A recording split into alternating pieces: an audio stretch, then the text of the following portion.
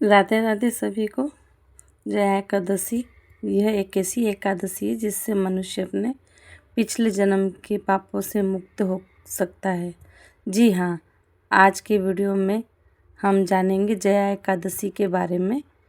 इसका व्रत कब है, पूजा कैसे करते हैं और व्रत का पारण हमें कब करना है। वीडियो को अंत तक ज़रूर देखिए, इसमें आपको महत्वपूर्ण जानकारी मिल सकती है।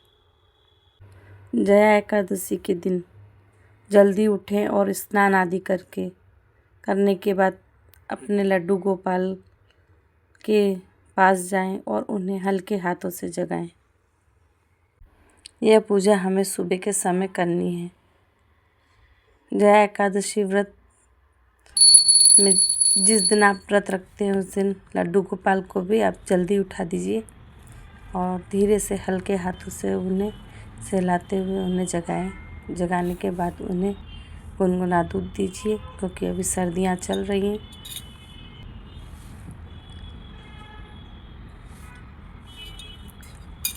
अपने लड्डू गोपाल से बातें करते हुए उन्हें दूध पिलाएं और दूध पिलाने के 10 मिनट बाद उन्हें नहलाएं। जब तक वो दूध पीकर बैठते हैं तब तक आप उन्हें नहलाने की सारी तैयारी कर दीजिए।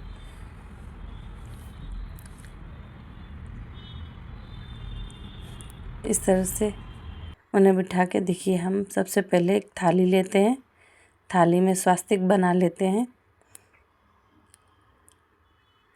क्योंकि आज एकादशी है तो लड्डू गोपाल को हम एक विशेष पूजा बनती है उनकी। इसके लिए हम पूरा विधि के साथ में उन्हें नहलाना तो करते हैं इस तरह से।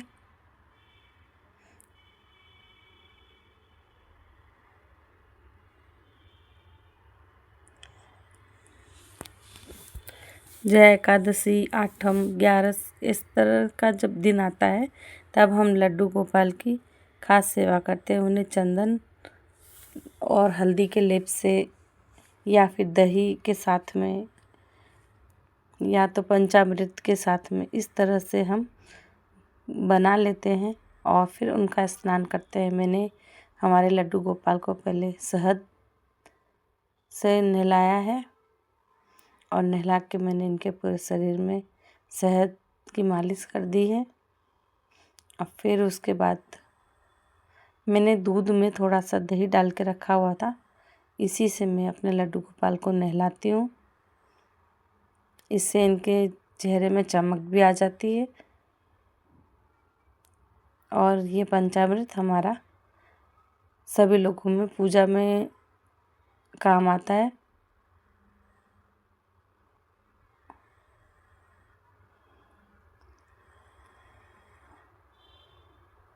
और इस तरह से मैं इन्हें नहला दूँगी, अच्छे से रगड़ते हुए इन्हें नहला दूँगी। और अब शुद्ध पानी से, जो गंगा जल डला हुआ था, इससे मैं इन्हें साफ़ कर दूँगी।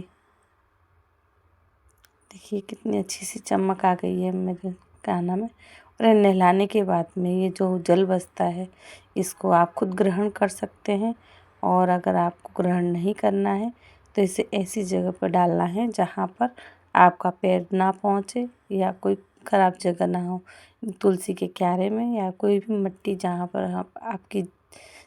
हमारा पैर ना पहुँचे, ऐसी जगह पर ये पंचामृत को या पानी को, जो भी आप जिससे भी आप नहलाते हैं, वो डाल दीजिए।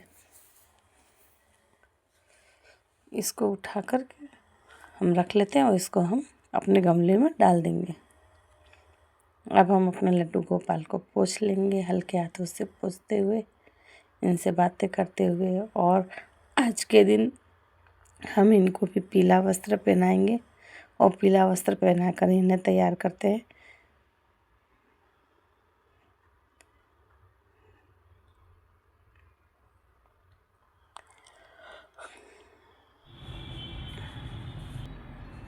ये देखिए कितने सुंदर लग रहे हैं पीला वस्त्र पहन के।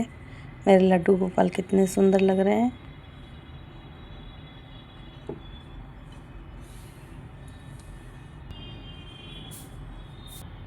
अब मैंने उन्हें सजा दिया है। मौसम ठंडी का है इसलिए मैंने इन्हें स्वेटर पहना रखा है। लड्डू गोपाल की सेवा कोई भगवान बना कर लाता है तो उस तरह से कम सेवा करनी पड़ती है, लेकिन अगर आपने कोई रिश्ता बनाया है तो इनकी सेवा पूरी करनी पड़ती है। इन्हें भोग लगाना, उठाना, सुलाना, जैसे हम अपने बालक की सेवा करते हैं उसी तरह से इनकी भी सेवा करनी पड़ती है।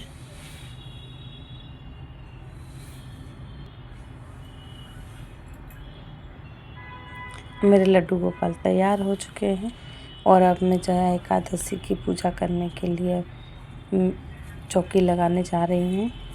आप इसी तरह से वीडियो में जुड़े रहिए और आगे जया एकादशी व्रत पूजा किस तरह से करनी है ये देखिए।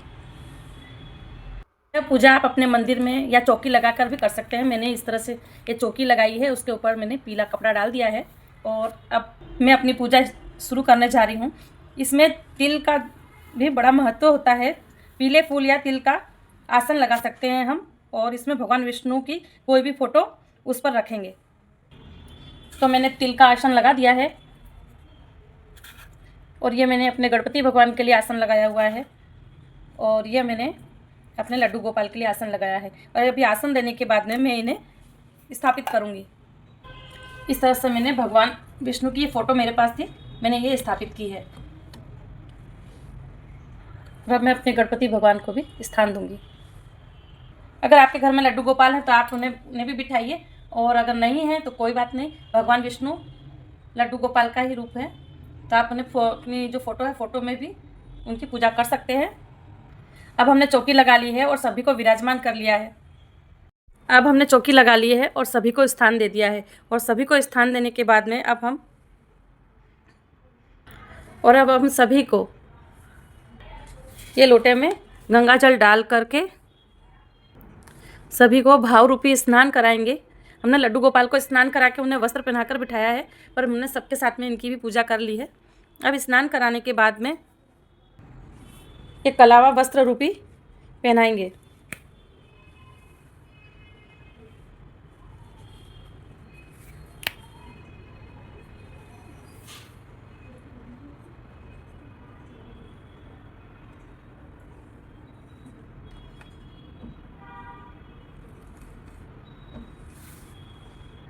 साथ में हमें गौ माता को भी स्थान देना है, उन्हें भी हमने तिल डालकर स्थान दिया है और इन्हें भी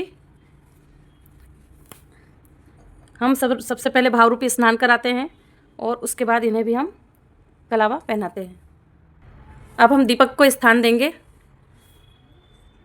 इस तरह से हमने अपना दीपक को भी स्थापित कर दिया है और अब हम इस दीपक का भी पूजन करेंगे और साथ साथ में सभी का पूजन करते हैं। तो देखिए, इस बार जया एकादशी जो है वो 29 जनवरी को 2026 को मनाएंगे। अब हम चंदन का टीका करते हैं और दिए को भी चंदन का टीका करते हैं, और हम गणपति जो हमारे बैठे हुए हैं इन्हें भी चंदन का टीका करते हैं, और अपने लड्डू गोपाल को भी चंदन का टीका करते हैं। लेकिन हम अपनी गौ माता को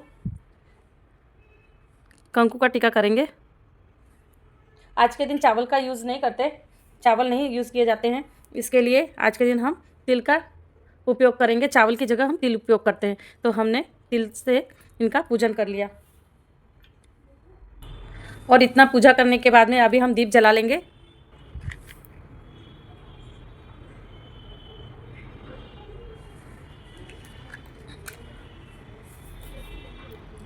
और दीप जलाने के बाद में भगवान विष्णु के आगे हाथ जोड़ करके हम प्रार्थना करेंगे कि हे भगवान, मैं आपका व्रत पूजन कर रही हूँ, आप मेरी पूजा स्वीकार करें।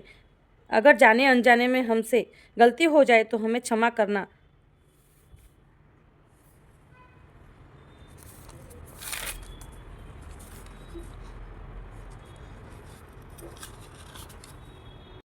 अब हम इस दीपक में भी थोड़े तिल छोड़ेंगे, ताकि ये दीपक में जो तिल चटकते हैं उससे मानता है कि जितना ये तिल चटकता है उतना ही हमारे पापों का नाश होता है। अब हम भगवान श्री हरि विष्णु को फूल समर्पित करेंगे। भगवान श्री हरि विष्णु को पीले रंग के फूल बहुत ही प्रिय हैं। और गणपति भगवान के लिए मैंने गुड़हल का फूल लिया हुआ है। अगर आपके पास में दुर्वा मिल सकती है तो आप ज़रूर से ज़रूर दुर्वा इन्हें समर्पित करिए। मैं अपने लड्डू गोपाल को भी यही पीले फूल समर्पित करती हूँ और फिर उसके बाद में मैं अपनी गाय माता के लिए ये गुलाब का फूल इन्हें दे रही हूँ। और भगवान श्री हरि विष्णु को तुलसी ज़्यादा पसंद है तो इनके ऊपर तुलसी चढ़ाएं। मैंने अपने लड्डू गोपाल को भी तुलसी चढ़ाई है। तुलसी जो आप चढ़ाएंगे तो वो एकादशी के दिन ना तोड़ें, उसके एक दिन पहले ही आपको तुलसी को तोड़कर रख लेना है। एकादशी के दिन तुलसी नहीं तोड़ी जाती है, इसलिए आपको एक दिन पहले ही तुलसी तोड़ के रखनी होगी। जया एकादशी व्रत में हम तिल से बनी हुई चीज़ की मिठाइयों का भोग समर्पित करते हैं। तिल की मिठाइयों के साथ साथ आप दूध से बनी हुई मिठाइयों का भी भोग दे सकते हैं। तो पहले मैं अपने श्री गणपति भगवान को भोग लगाती हूँ, क्योंकि इसमें हम तुलसी दल का उपयोग नहीं करेंगे। यह सिर्फ गणपति भगवान के लिए जो हम भोग लगाते हैं उसमें तुलसी दल नहीं डालते हैं। और बाकी जो हमने अपने श्री हरि विष्णु को भोग लगाया है उसमें हम तुलसी दल का प्रयोग ज़रूर करेंगे। तुलसी दल लेकर के उन्हें भोग लगाएंगे। हम अपने लड्डू गोपाल को, गाय माता को, सबको भोग दिखा करके ये रख देते हैं। इसी के साथ साथ आपके पास में जो ऋतु फल है अगर कोई, तो वो आप ऋतु फल भी उन्हें समर्पित कर सकते हैं। आपके पास जो हो, भगवान श्रद्धा के भूखे होते हैं, भाव के भूखे होते हैं, इसीलिए जो आपके पास जैसे भी हो सके उस तरह से आप साधारण पूजा भी करेंगे तो भी वो भगवान आपकी पूजा स्वीकार करते हैं। इस व्रत में आपको दक्षिणा ज़रूर चढ़ानी है। तो ये दक्षिणा चढ़ाने से जो चीज़ की हमारे में कमी रह गई है वो दक्षिणा इस चीज़ की पूर्ति करता है। और भगवान से माफ़ी मांगते हैं कि जो चीज़ की कमी हो तो भगवान ये दक्षिणा के रूप में आप उसे पूरा करिए। हम हाथ में फूल और ये तिल लेकर के हम जया एकादशी व्रत की कहानी सुनेंगे और फिर बाद में जया पार्वती, जया एकादशी कथा व्रत की जो हम कहानी सुनने के बाद में ये हमारे हाथ में जो फूल हैं वो श्री हरि विष्णु के सामने समर्पित करेंगे। और ये जो तिल हैं ये हम इसी लोटे में डाल देंगे और सूर्य भगवान को अर्घ दे देंगे। और फिर हम अपने भगवान श्री हरि विष्णु की आरती करते हैं। पहले गणपति भगवान की आरती करते हैं, फिर श्री हरि भगवान विष्णु की आरती करते हैं, फिर लड्डू गोपाल की आरती करते हैं। और यह व्रत मन, क्रम, वचन तीनों को शुद्ध करने का व्रत है। इस व्रत से पापों का नाश होता है, मन को शांति मिलती है और नकारात्मक ऊर्जा खत्म होती है और मन में सकारात्मक ऊर्जा का वास होता है। अब प्रेम पूर्वक आरती करने के बाद हम इस आरती का आचमन करेंगे।